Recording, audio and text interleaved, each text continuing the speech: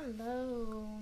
Um, Sometimes you gotta get on here when you have something you need to say, even if it's the middle of the night. And you Look- haven't had a haircut in 2 weeks. And you look like this. Yeah, it's all good. We ain't tripping. But first off, I want to give a shout out to my boy, Kalen Angel, the I-10 trucker. You heard me. Shout out to my boy out there in Louisiana doing his thing. And shout out to D-Boy. D-Boy made it home. You heard me. That's my dad. For those of you who don't know, it's been about 10 years and a couple months. He made it home, so I'm trying to make it there ASAP as soon as I handle my business. You know what I mean? So What's that's the my topic? shout outs. The topic today is familiar fears. That's the name of this topic right here. Familiar fears. Should I go in depth about Why it? did you think of this topic? I thought about this topic because I had something that I was working towards for the last 2 years that I've been working towards. Friday, I actually got an approval on my opportunity.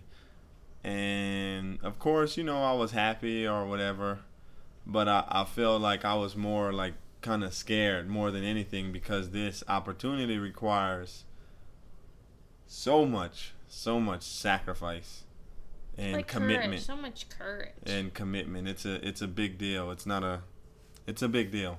It's a pretty big deal.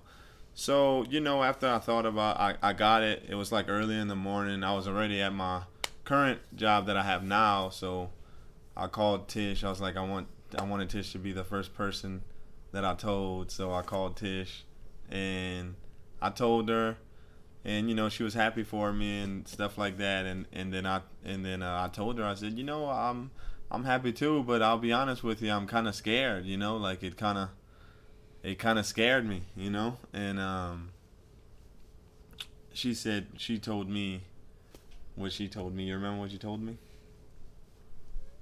No. You told me about, when you were out like working and Yeah, stuff my own like that. experience. My own experience. Pretty much, when you're out there, like you're gonna be on your own. Like it's either sink or swim. Like you're not gonna let yourself fail and lose everything you have. You're gonna buckle up because this is for you. When you work for something that you started or that you built up, you're not gonna. You give everything to it. So.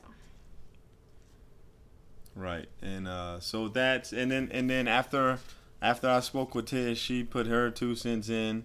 It made me feel a lot better, and I'll admit I've been slacking on my book reading and my audibles and all of that. I'll admit. So I was like, you know what, this is the perfect time. I need to get back on it because I need the encouragement. And the only book in my Audible library that I haven't finished was I don't want to lie about the title. Not lie, but I don't want to give the wrong name of the title. I know it's Jim Rohn, and it's something with ambition, but I just want to make sure I paraphrase it Have you read it correctly. before? No, I have not. I said it's the only one in my library that I haven't finished. Oh, you just said that. Yeah, it's The Power of Ambition. Jim Rohn, The Power of Ambition, and as soon as I put the book, the Audible book on, and I'm listening to it, he just starts giving me that conviction and that motivation to that fear kind of went out of the window, and I started thinking about it, and I said, you know what, this is a familiar fear. I said, this is the same fear that I had when I was leaving home, when I got that opportunity with that logistics company to go to Texas. I was scared. They called me and they told me I had 24 hours to make a decision on if I was going to take the opportunity or not. And at that moment, I knew, even though my grandmother didn't want me to go, my significant other at the time didn't want me to go. Pretty much, I think I could say that there was only one person really encouraging me to go. But in my head, I knew there was only one right decision, and it was obvious. Despite all the fear, all the fear and everything else that I was feeling, I knew there was only one, just obvious option was to leave, even though I was scared. And then when I left and I took that opportunity, it was not easy by any means. It was not easy at all. But would I do it again? Yes. Did I ever think about backing out? No. I never thought about going back home once I left. And it totally, completely changed my life for the better. Even though I was scared in the beginning. So and I realized that after listening to that Jim Rohn book for like 5 minutes. I was like, this is a familiar fear. This is a like positive, life-changing fear. So this is a good fear, you know? Who would know that there's, you know, good and bad fear? This is definitely a good fear. Yeah, that's just you stepping into another level, you know? Yeah, in another role. Because one of the biggest things to get to these next levels and things like that, one of the biggest ingredients to the formula is commitment. Which, you know, this is gonna what I'm stepping into is gonna take a huge commitment, and you know, so that's what inspired this familiar fears conversation. So I'm pretty sure maybe I'd say hopefully majority of us have been put in positions where we were offered something and it came with, you know, we knew it came with a lot of responsibility. And I mean, that like scares you away because you don't want to be responsible or accountable for messing things up or right. And Or your life, you know, or like, you know, when you're or you just don't want to be responsible for others. But when you put yourself in that position, that's when, you know, how everybody says they're a boss. That's when you're a boss. That's the definition of a boss, having responsibility and others depending on you and things like that. That's when you're a boss. People use that term so freely. But then when you get in that position and you still feel like you're not good enough for something, I think, oh my goodness, I feel that way all the time. I think a lot of people feel that way. It's imposter syndrome. And you're in the position and you're capable, but you just sometimes feel like you're not. You just feel like you're not like good enough, or you don't have enough experience, or there's other people better than you, right? Or you're just not worthy, and it's how do you say it? Like, it's just self-defeating, and it's not even, it's a real thing, but it's all in your head, and the only way to get over that is to build confidence in yourself, in whatever skill you're doing, with getting in your hours and working right at whatever you're doing. So, yes. I mean, it's scary, but you're confident in yourself. Right. There's no doubt in my mind that I'm going to make it happen. I don't have any doubt in my mind. Again, will it be easy? No. Just the prerequisite part, you know. I completed all of the prerequisites, and then there's I guess I could call them mid-level requisites where I gotta put together contracts and things that would really makes it matter and which really gonna bind this contract together. I pretty much got a decline yesterday. I'm at a fork in the road. I was pretty upset all day yesterday because of it. I won't get into detail about that, but you know, a lot of people, I can easily say like, oh, you know what? I'm going to just forfeit this entire opportunity because this didn't go right yesterday. I'm going to just stick to what I know. I can easily use that as an excuse to not do what I got to do. But I understand what it is. It's like, it's just a fork in the road. I'm going to get past it because I'm determined to bind this contract together. So I'm going to get past it. I'm going to do what I got to do. I'm not going to give up. I'm going to keep going until I get to where I'm going, and even when I get there, even after that, I'm still gonna run into more problems. You know, I can't remember who says this. Maybe you can remember. I really need to get better with this stuff. But in one of these books that I read, they say that we never run out of problems. Mm-hmm. Oh, Ray Dalio says this in Principles. You should check that book out. He says, we never run out of problems. We only get different ones. So the way that you can track your progress in whatever it is you're doing and in your life is, did your problems get any bigger, or did they get smaller, or did they stay the same? So, because we're never going to run out of problems. And 5 years ago, I can say that, my problems definitely are growing. Like this problem that I'm dealing with now to start a business, and I don't want to get too much in detail about the business, but I'm gonna just say that it's a great opportunity. 5 years ago, my problems was I was working my way up in a logistics company where I was trying to get promoted. That was my problems then. Now I'm trying to start a company. I'm starting a company. And now you're like moving up. You're developing. So each new version of each new like chapter you get into requires a new version of yourself. So with that, as you grow, your problems are gonna get bigger, and that's like, it's like, what the heck? Why wouldn't they get smaller? Because I got things more under control. But you're dealing with bigger stuff. And ultimately, you're a tougher person. You have more commitments. You have more everything. Now more character, more responsibility, more experience. So just stay in the fight, like we were saying earlier. Bumps and bruises. What are you gonna do? Throw in the towel? Oh, I got hit. I got beat up on the way up to my goal, so I'm gonna just freaking quit. I quit. I don't want to do this anymore. No. There was something I wanted to say. Bumps and bruises. Keep pushing. I'm sorry. Yeah, bumps and bruises. What are you gonna do? I'm gonna keep pushing. I don't know about y'all, but I'm gonna keep going. You know what that one guy told me yesterday ain't gonna stop me. I'm gonna get it done. Trust me. I will get it done. You can trust and believe that. You heard me? I forgot what I wanted to say. It's all good. It's all good.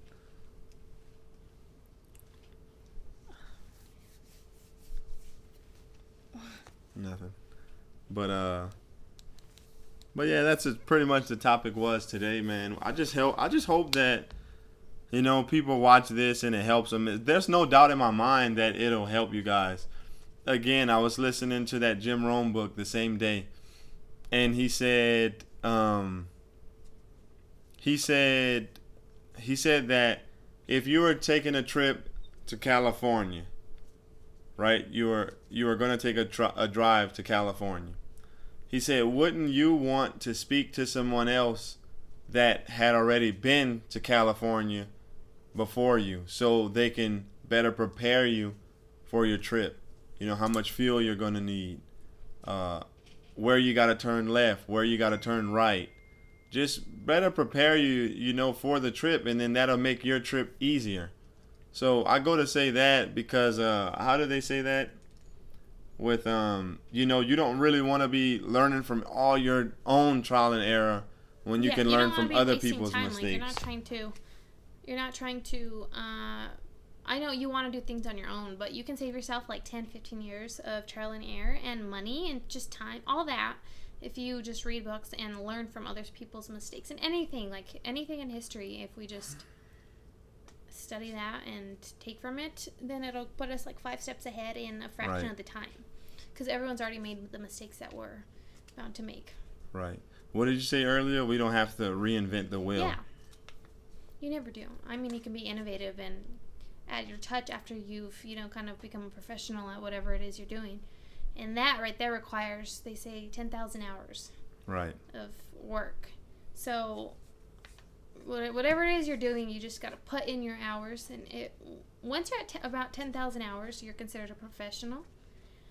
So like athletes, for instance, when they're little kids, they start out, they practice every day for 2 hours a day or whatever. By the time they're young adults, they're professionals.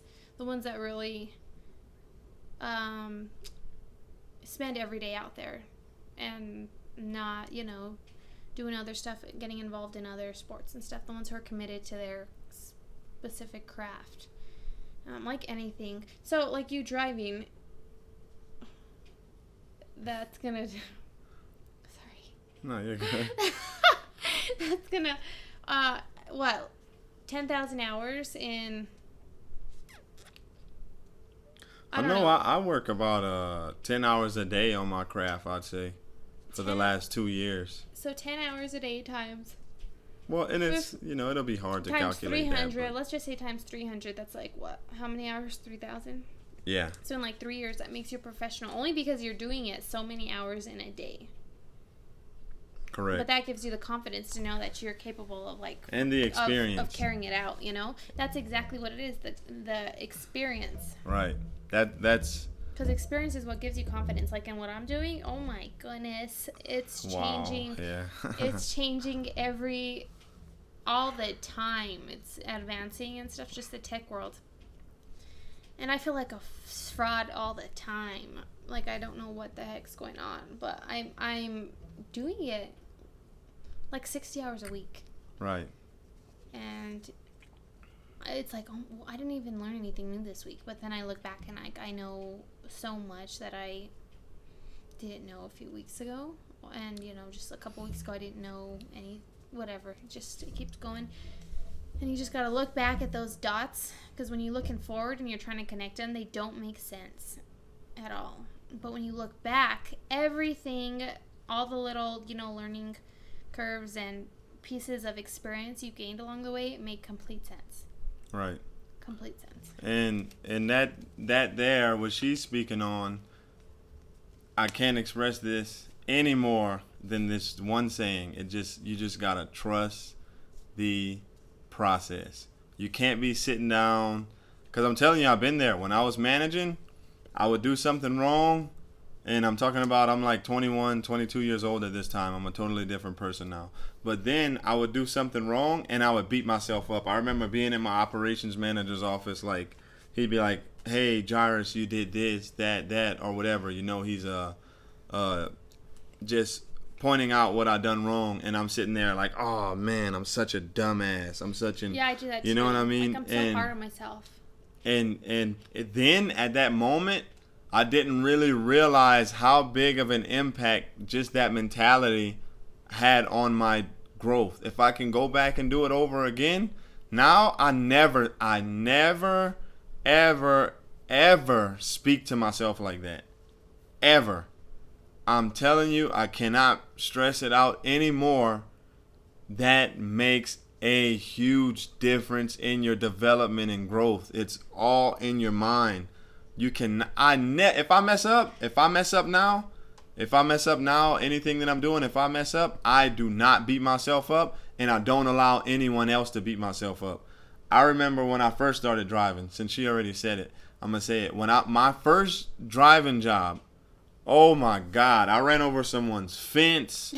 It was crazy. My gosh. I've got stuck. I didn't know to put on the differentials to get out, and I remember the owner of the company, or he was one of the managers. I can't remember. It was a smaller company in Louisiana, but I remember he would like try to chew me out, and I would straight up tell him, I'm like, okay, I understand, and he would like just go on and on about it and not let it go, and I'd let him know. I'd be like, look, I understand your frustration, and I understand what I done wrong, and I won't do it again. But I tell him just like this, I'm not going to let you beat me up. You knew that you were hiring an inexperienced driver fresh out of driving school. Wow. So I'm not going to let you beat me up because you knew what you hired. And I'm learning. And you know what comes with the learning curve because you've been in management for however many years he's been in management. You know what comes with the learning curve. Mistakes. That's why we need that experience to get past those learning curves. And guess what? I did those things and I never did them again. But if I had the mentality and I was like, oh crap, I ran over that fence. I'm such a horrible driver. I suck. I this and that. Guess what? I don't have that confidence in myself. So I'm most likely going to go and make those same mistakes. I'm sorry. I remember when I was in management and they were getting me, oh man, and I apologize to these guys because I probably was the biggest headache ever. They were trying to get me to understand the importance of accountability and being accountable of my actions, and I did not want to take responsibility for anything that I've done or anything that I had done there. And that stunts your growth. When you can't work on a problem if you can't identify the problem and own up to the problem and say, okay, this is where I went wrong. I won't do it again. That's true because like a leader takes responsibility. Even if it's not your fault and you're accountable for all these people under you, it is your responsibility because they're under you. You are managing them, right? Right. So once you can own up to like your mistakes and take accountability for anything you do, and you know you're real good at this, Just with you, I think I just don't really care. Like, I don't know. But yeah, so that's the importance of positive and negative self-talk, and taking accountability. Because I promise you, negative self-talk, it's just a waste of time. It's a waste of time, waste of energy, waste of words, waste of everything. Just let yourself know, like, I'm fine, I'm good, I'm going to keep pushing. I can't even stress how much of a difference that makes. If you don't take anything from this video, take this. Take that. Take that. I'm telling you, take it. It's life-changing. It's game-changing. It's everything. Like, just that mentality, that just non-stop, persistent mentality. Like, this got in my way. I'm not going to let it stop me. I did this. That's fine. I learned from it. I won't do it again. Let's keep going. Makes a huge difference. I'm going to show you when I get to where I'm going. And you're going to be like, okay, this was his thought process along the way. You'll see. Familiar fears, baby. Keep trucking. Don't run away from that good fear. Excuse me. Bumps and bruises. Don't let it knock you off your game. Positive self-talk. Yeah, that good accountability. That good fear really changes you when you overcome it. Let me tell you something. Let me tell everyone something. Nobody does not have a boss. There's always a boss to a boss to a boss to a boss.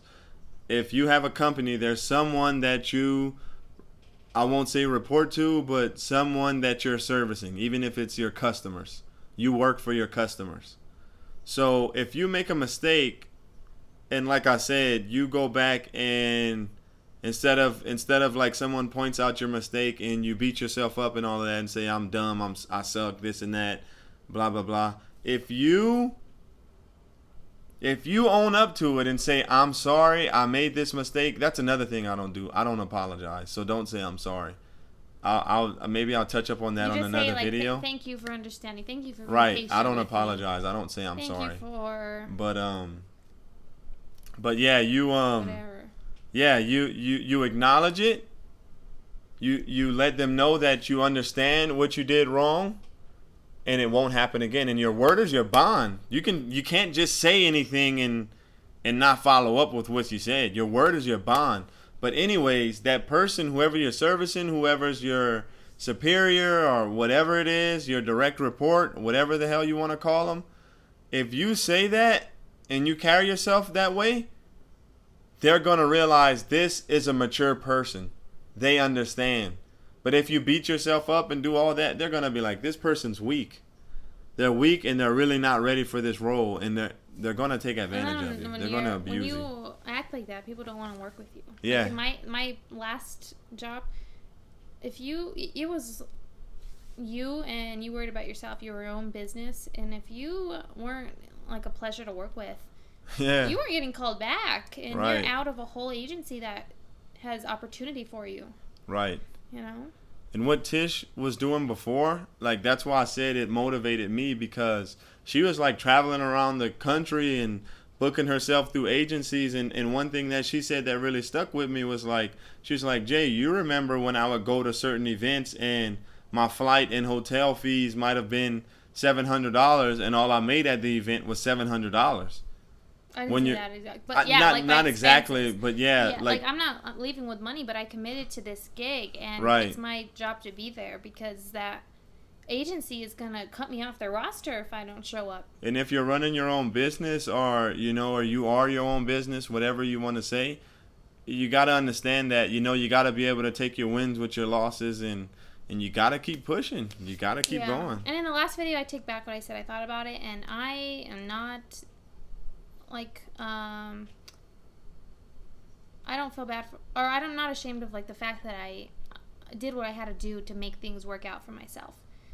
As far as taking, like, buses and trains and all that stuff around the country, because, I mean, I did that when I didn't have a car, when I had to, and then I got a car and I was driving, but I still had to if I was going to, let's say I was going to New York, I needed to fly there, and then I was going to another state down the street. Like I would take a bus or whatever. I did what I had to do, and I maximized, and I made so much more money than if I had kept my pride and my ego right there in front of me telling me, you need to do this. Right. I put it to the side, and I put my head down, and that was the smartest thing I ever did. Right.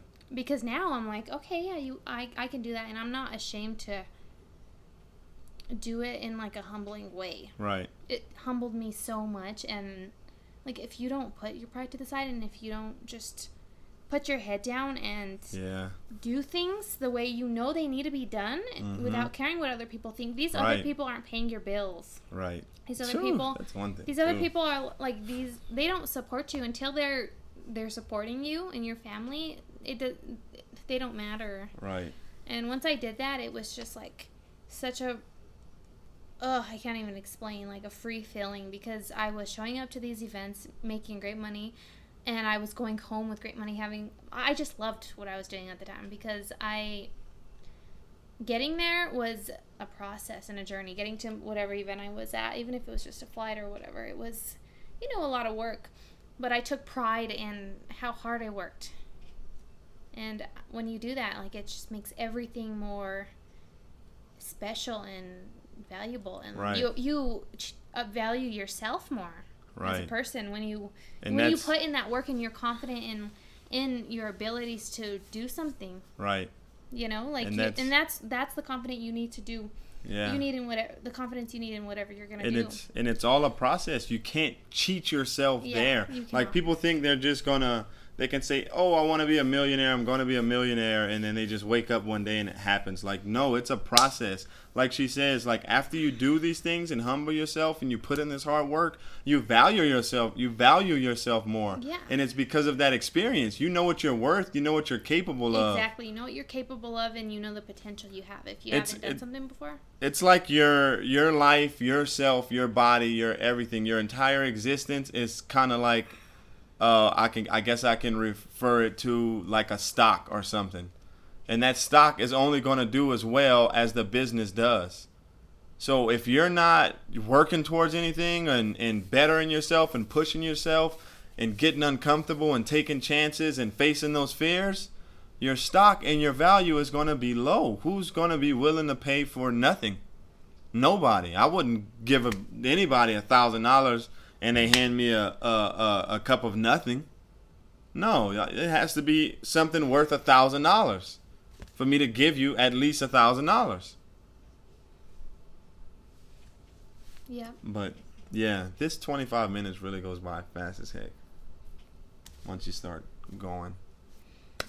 But that's all I got. The point is really just have confidence in yourself, and if you don't, you probably need to work on whatever you are insecure about or not confident about, because you probably lack experience or something. Because if you are completely confident in something you're doing, like, nobody can touch you, and regardless of what anyone says, like, you're the one. Most definitely. So that's all I got. I don't know if Tish got anything else, but I'm gonna sign out. I'm gonna check out. And we'll check y'all out later. Don't forget to like and subscribe, share this, please, and have a good one. Help us out. Give us ideas. Yeah, give us ideas in the comments. Like, what would y'all like us to speak about? And good night. Excuse me. Good night. It was nice talking to y'all. You got it.